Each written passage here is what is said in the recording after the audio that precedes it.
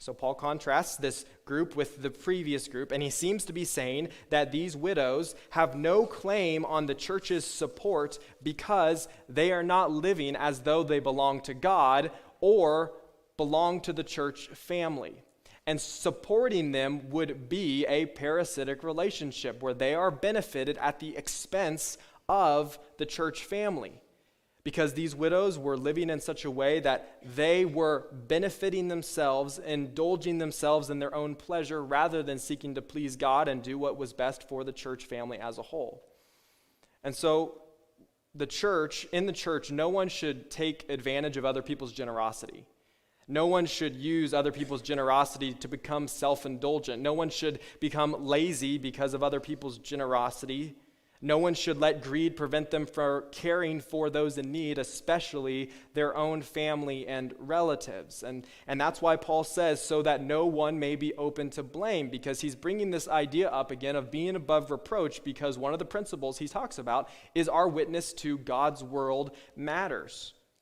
Before when he would talk about being above reproach, he talked to the elders and the overseers. He talked to Timothy himself, and it might be easy to say, oh, church leaders, they're the ones who are supposed to be above reproach, are not supposed to be open to blame. But who is he speaking to here? He says, so that no one may be open to blame, referring to the church family themselves. He's speaking to everyone. Because all of us as followers of Jesus should not give any appearance of hypocrisy, as it would undermine the impact of the gospel. We witness to God's world.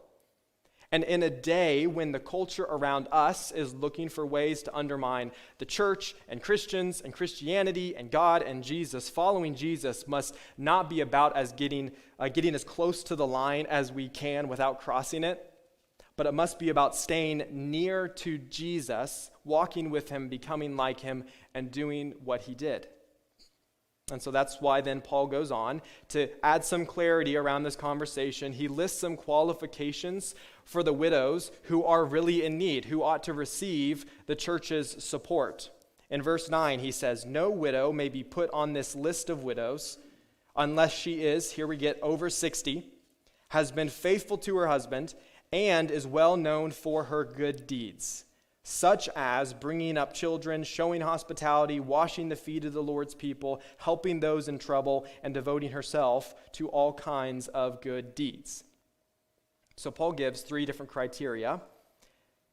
And I asked the question, why does he give those criteria? Why does it have to be complicated? Why does there have to be this registry of widows who actually could receive the church's support? It feels like an application process where they have to prove that these things are true of them before they then would receive anything. And the reason that Paul gives these criteria is because of the principles that we talked about. What is going to honor God's people, seek God's pleasure, steward God's resources, care for God's family, and witness to God's world? And the criteria that Paul gives of being over the age of 60 and being faithful to her husband and being well known for her good deeds seem to point us in that direction. Now, that number 60 was the age that some Jewish traditions considered the beginning of old age. And so the principle that Paul is saying is this person should be physically in a position where they may not be able to provide for themselves. I mean, even if it was just as simple as having a garden, that maybe this person who was older needed physical help to take care of the garden or to receive food from their neighbors and their families because they couldn't provide for themselves. Now, I don't want to give any sort of number for today, what begins old age, because I know that any number I throw out is going to offend somebody, and I don't want to do that. But you get the idea, right, that he's pointing to someone who is maybe physically in a position where they need someone else's help. The second thing he says is that she has been faithful to her husband, because faithfulness in her marriage would translate into faithfulness with what the church gives her. Paul does not want the church's resources to be wasted, because in those days people would bring gifts before the church leadership, before the apostles, to the local leaders, and they would say, here, I am giving this back to God, to you, to then distribute to those in need. And there were limited resources, and so Paul doesn't want what is being given as an offering to God to be wasted. And so that's why he talks about being faithful to her husband, translating into faithfulness with what the church gives her. Again, back to that principle of stewarding God's resources. And then number 3, he says this person is well known for her good deeds. And Paul includes some different examples of what those good deeds might look like. That's not an exhaustive list, but it helps paint us a picture. And the reason he brings this up is because it would have been easy for widows to say with their mouth that they were followers of Jesus in order to receive something in return, in order to get food. And yes, the church should err on the side of generosity, but again, churches have limited resources to distribute, and so they cannot meet every need or help every person. And so that's why in verses 3 and 5, twice he says that the church ought to help those widows who are really in need. Because it's not simply one's status as a widow that merits support, it's one's genuine need and their sincere faith. And these genuine widows had no relatives to care for them, were really in need, and were also depending on God in prayer. And so we might say it like this for our context today, that the level of a person's need determines the priority of help. The level of someone's need determines the priority of help. And the need that they have may be because they financially don't have the means to care for themselves. They physically don't have the strength to care for themselves. Relationally, they don't have immediate or extended family to care for themselves. And it is okay for a church to help someone who needs help more than someone else because they need more help than the other person. Because churches can't help everyone, and so prioritizing those who are most in need, I think, is what Paul is pointing to here. Now again, Paul provides a contrasting example of widows who do not meet these criteria, who do not merit the support. So join me again down in verse 11. He says, as for younger widows, so now he's clarifying that widows aren't just necessarily older women whose husbands have passed, but there are younger widows whose husbands had passed and when they were still young.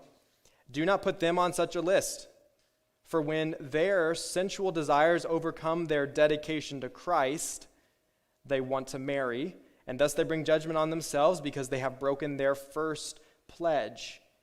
Besides, they get into the habit of being idle and going about from house to house. And not only do they become idlers, but also busybodies who talk nonsense, saying things that they ought not to. And so Paul says, I encourage these younger widows to marry and to have children and to manage their homes and to give the enemy no opportunity for slander. It wasn't uncommon for people to die in their 20s and their 30s. And so widow doesn't necessarily mean an older woman whose husband had passed in old age, but there were some younger widows whose husbands had passed. Maybe they were engaged in some sort of military conflict or they had some sort of disease, but they are left without a husband while they are young. And what Paul seems to be pointing to is that in an effort perhaps to provide financially for themselves, they were engaging in sexually immoral activity, as an example, maybe prostituting themselves in order to receive financial support for themselves because they were without a husband. And Paul's saying, don't compromise following Jesus, don't compromise morality and doing what is right and what is pleasing to God for the sake of providing for yourself. If you really are in need, look to the church family to help you. And if the church family is not going to help you, then marry and have children. And it's okay to not have to stay unmarried for the rest of your life just because your husband passed in young age. And so Paul's not saying that it's bad for these young women to marry again if their husband had died. He actually counsels them to marry, to have children, and to invest themselves in raising up children to follow Jesus.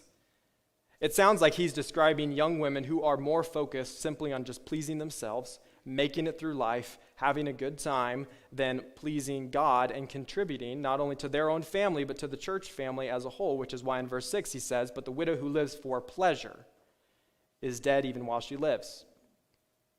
And this is not just true for those who are unmarried or those who are widowed, but when we're married, our first pledge, our first commitment, our first allegiance is always to God. It's always to Jesus. And secondly, it's to our spouse. Now, these younger widows are, if you put yourself in their shoes, you're in your 20s, you're in your 30s, you lose your spouse. It wasn't expected, although it happened. And so how would that young woman respond? How would she be feeling? I mean, she'd be grieving, right? She would have this emotional burden. She would be saddened that she lost her husband. She had her whole life to look forward to with this man and a family to raise, and now unexpectedly her husband is gone. And that would lead her to feel like she's maybe has a lack of purpose, that she no longer is going to be able to live the life that she thought that she would live, and maybe she would be shamed, and maybe she wouldn't find a place that she would be welcomed and that she would belong. And so as a result, she might have coped in some unhealthy ways, and she might have been consuming rather than contributing, and gossiping rather than encouraging, and tearing down rather than building up. In other words, she may have had a parasitic relationship with others around her rather than a symbiotic relationship. And it's like we talked about a few weeks ago. These unhealthy habits or addictions that we form are often these placeholders for that lack of purpose that we feel. These unhealthy habits are coping mechanisms to help us deal with that grief and anxiety and anger that we have. And so what helps a person overcome that pain that their addiction and unhealthy habit soothes is discovering a sense of purpose. So what does Paul say? Get married. Have children, manage the household. And it's not because that's all that a woman can do, but in this specific context, one of the ways that they might be able to rediscover a sense of purpose when they were most likely unable to find a sense of purpose outside of the home, just given the Greco-Roman culture and what was expected of men and women, is to marry, to have children, and to manage their homes. And so Paul says, do that because that is going to give you that sense of purpose that will be pleasing to God and that will be helpful to others. In other words, he wants them to be in these symbiotic relationships that allow them to encourage and build up and contribute. Now, I stopped at verse 14, and if you read ahead one verse, then you probably came across verse 15, which stands out a little bit like a sore thumb, because Paul says some of these younger widows have in fact already turned away to follow Satan, implying that they were following Jesus, and now they've turned away from that, and they are now following Satan. And the language that he uses looks similar to what he's talked about in chapter 1 when he talks about Hymenaeus and Alexander, that he's handed over to Satan because they've suffered this shipwreck with regard to their faith. In chapter 3, when talking about elders and overseers, he says that they must have a good reputation with outsiders so that he will not fall into disgrace and into the devil's trap. And then in his second letter to Timothy in chapter 2, he talks about these individuals that Satan has taken captive to do his will. So what is Paul saying here when he says that some have already turned away to follow Satan? Well, it seems like what Paul's saying is that when someone indulges in their own desires, dishonors those who are older, does not work but enjoys the fruits of other people's work, spreads gossip and undermines the unity of this church family, that person is following the way of Satan rather than the way of Jesus. Because it's less a here thing and it's more a here thing. They're not honoring God's people and seeking God's pleasure and stewarding God's resources and caring for God's family and witnessing to God's word. They're not living according to what the way of Jesus means, what following Jesus looks like. They've stepped outside that, they've turned, and they are following the way of Satan. And so what Paul is encouraging is turn back, follow Jesus, and be a part of this church family that you desperately need when you are alone and you are without help. Finally, in verse 16, Paul concludes this section, and he says, if any woman who is a believer has widows in her care, so now he's not talking about widows, but he's talking about someone who's caring for those widows, she should continue to help them and not let the church be burdened with them, so that the church can help those widows, and he says it again, who are really in need. And so he sort of balances all this out to say that someone in need, as an example a widow, turns first to their family, their extended family, their children, their grandchildren. If there's no help there, then they can turn to the church family. But rather than just defaulting where someone needs help, go to the elders of the church and look for the church as a whole to support, Paul is encouraging families to take care of their own families, and even for some of these women who are believers in the church to care for widows in the church on their own without having to make it an official church stamp-sponsored act that the church as a whole is doing. And so just because the church can help doesn't mean that individuals should not. And just because a widow has relatives does not mean that individuals like these women that he talks about, who are maybe neighbors or friends or a part of the church family, shouldn't help either. So my dad embodied what Paul teaches here in chapter 5, because wherever we moved and whoever our neighbors were, God would bring widows across my dad's path. He has this unique heart to help these widows who were in need. And so in the early part of my childhood, our next door neighbor was this lady, a widow. Her name was Florence Seabrook, and we called her Nana. And she became like a grandmother to me and my 4 siblings as we grew up. We would often walk over to her house, like literally next door, so just a few paces next door, and we'd watch movies with her or kids shows, and she'd always make cookies and pour milk, and we'd just hang out with her for a few hours. She also made this homemade cheese-flavored Chex Mix, like my mouth can taste it. I can see it in the Ziploc bag that she'd make it, she'd put it in that, she'd give it to us to take home. And every year at Christmas time, she would either buy us a gift or she would just give us a $20 bill. Now, eventually we moved, and then she moved. So we were not neighbors, but we were still only about 20 minutes away, and so for years we continued to go to her house and mow her grass and maintain her landscaping and do any other odd jobs that she needed help with. I loved those summer days, those hot summer days, when I'd hop in our 1999 turquoise Dodge Caravan with tan leather seats and no air conditioning, mind you, so I had to roll down the windows and hear the creaks of the frame underneath. My dad's going to watch this, and he's going to be like, "That was a great car, Andrew. Quit your griping." And I'd drive to her house, and I would do this work for her. Now, Nana had 2 adult children. She also had a church family, and her adult children helped her, and her church family helped her. In fact, she played piano in her church till she was 94, 95 when she passed. So talk about a symbiotic relationship. But the point is, just because that she had someone who could help her didn't mean that we had no obligation or no opportunity to help.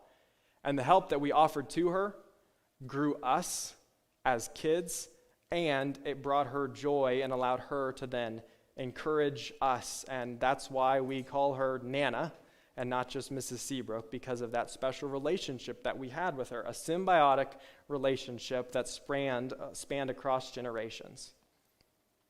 And so I think when we look at what Paul says in chapter 5, I think maybe 2 things come out of it for us as a church. That we want to be intergenerational and interdependent. We want to see these kinds of intergenerational symbiotic relationships thrive in and among our church family. And keep in mind that to care for someone who's in need, like Nana, doesn't mean that that person has to be in your church. They can be your neighbor, it can be a friend, it can be a longtime family friend. But the point is, look around, open your eyes, and who is in need of help? So we want to be intergenerational. Growing a church younger and welcoming families does not mean pushing out the older generation. I expected some amens from you all, you know? Thank you. In fact, if a church is going to grow younger, I would argue that it needs to have the older generation around to pour themselves into the younger generation, right? God designed the generations to have symbiotic relationships with one another, and one of the themes in 1 and 2 Timothy is the importance of an intergenerational church. We might even say that an intergenerational church family is just assumed, that the generations benefit one another. I mean, Paul mentored Timothy. Timothy was probably 30 years younger than Paul. And Timothy himself was raised by his mother and his grandmother. And Timothy was told by Paul to pass on what he had been taught to other individuals who could pass on those same teachings to others. And in this passage, Paul talks about how we ought to repay our parents and grandparents for what they did to raise us. So an intergenerational church, I think, is both assumed and vitally important. And because of that, we are interdependent on one another. That it's not just about living life alone and following Jesus in this time capsule where we have no association or connection to anybody else, but we live life together, because a symbiotic relationship is life with someone else.